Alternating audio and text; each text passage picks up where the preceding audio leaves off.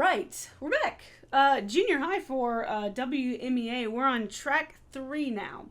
So track 3, this is slow, and that's annoying for me because my air capacity is not so great. So the biggest thing that you'll want to do is you want to make sure that you have enough air, especially at the beginning. You have this whole phrase, da, da, dee, da, dee, and so on and so forth. So when you start this piece, a couple of things. You want to make sure the tempo is solid the whole time. Don't slow down because it means that there's less air to go around. And then when you take in your breaths, you want to make sure that you open your throat and take in a ton of air.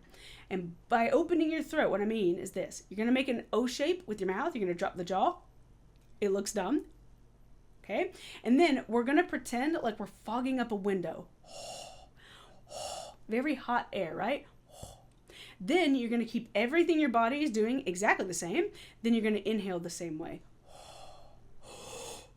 And you should be able to take in a lot of air. You're going to fill up the bottom half of your person first. Imagine someone's taking your belly button. There's a string in there, and they're pulling the string and pulling your belly button away from you. And then you're going to fill up the chest, and you should have enough air to get by. The second thing you're going to do is when you start your first note, it's mezzo piano. It's very soft. Make sure it stays soft. That way you can conserve your air all the way through the crescendo to the A flat in measure 3. Then you can finally breathe after that A flat, and you can take a really big breath exactly the same way we did before. Doing that is going to help you with your phrasing. And a lot of the phrasing here is pretty much written for you. Where you have the slurs, just breathe after the slur.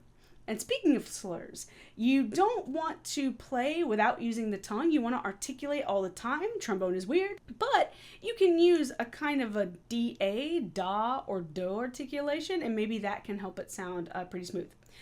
The last thing I'm going to say about this is the slide movement. Now, this is a very slow piece, and what we tend to do as trombone players is when we're playing very emotively and we're playing slowly, we want to move our slide slowly and with passion. But the problem with that is it's going to sound not emotive. It's going to sound really sloppy and weird. It'll sound smeary, which is not quite what we're going for. So make sure that the slide moves quickly and it makes sure it goes exactly where it needs to go when it needs to go there.